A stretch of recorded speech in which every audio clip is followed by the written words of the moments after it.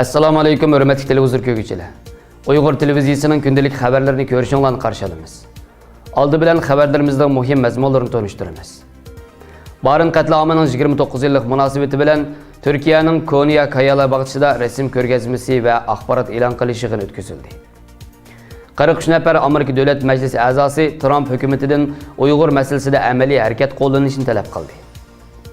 Gansuning Wuyi türməsiga bir qancha ming Uyg'urning qamalganligi ilgari surildi. Tövəndə diqqətinizlər xəbərlərimizdən təfsili məzmunlarda bo'lsin. Türkiye'nin Konya Kayalar bağçasında Barın qətliamının 29 illik münasibəti bilan Konya'daki Qab Terniki və Şərqi Türkistanlıq fəaliyyətçi hüquqçılar birlikdə resim körgəzməsi və axbarat elan qilish fəaliyyəti o'tkazildi. Bu fəaliyyət 3 gün davamlaşadigan bo'lib, fəaliyyətdə Şərqi Türkistandagi irqiy qirg'inchilik və inson tasavvuridan halqagan zulmlarni Konya xalqiga təfsili anlatıldı.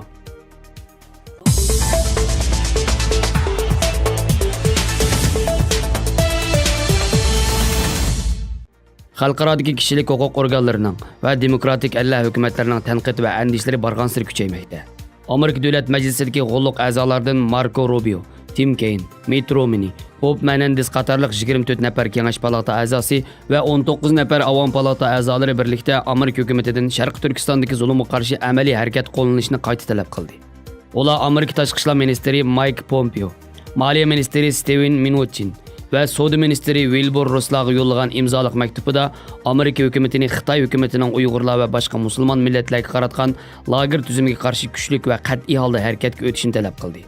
Ular maktubida garchi Amerika hukumati Xitoyning Uyg'ur elida yurgizayotgan siyosatlarini qattiq tanqidlagan bo'lsa-mu, so'z bilan tanqidlab qo'yishning yetarli bo'lmaydiganligini, o'zlarining Uyg'ur rayonidagi kishilik huquq krizisida javobgarligi bor deb qaralgan Chinchuango boshliq Xitoy amaldorlarini Magnitskiy qonuni bo'yicha jazolashning texnicha ishga oshmaganligidan afsuslanganligini ifoda qilish bilan birga bu qonunni tezdan amaliylashtirishni talab qilgan.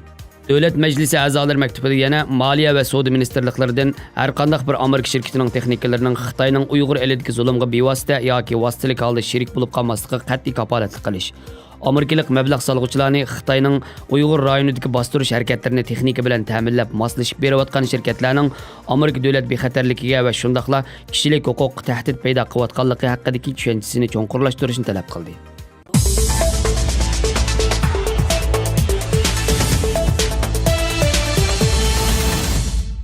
Zimiston to'rining xabar qilishicha 2018 yilning oxirlarida Xitoyning Gansu o'lkasi Wuyi shahridagi bir turmisiga mingdan ortiq Uyg'ur tutqunning yo'tkalganligi.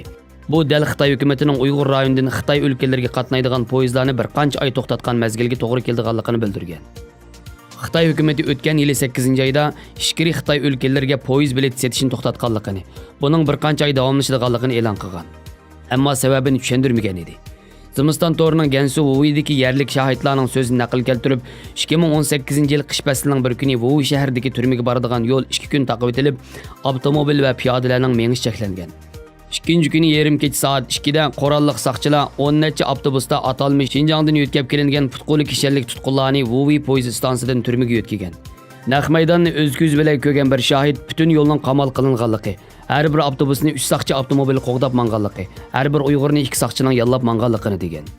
Sharqi Turkistondagi turmalarning tor sistemasi qurilishiga qatnashgan bir texnik xodimi hukumat rayonida turmalarni keng ko'lamda qurgan bo'lsa-mu, lekin yana yetishmay Xeylongjang, Gansu qatorliq turmalarga to'shiganligini bildirgan.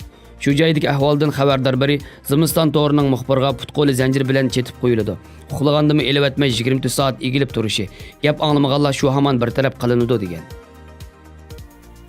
Xabarlarimizni ko'rganingizga rahmat. Ko'rishguncha omon bo'linglar. Allohga omonat.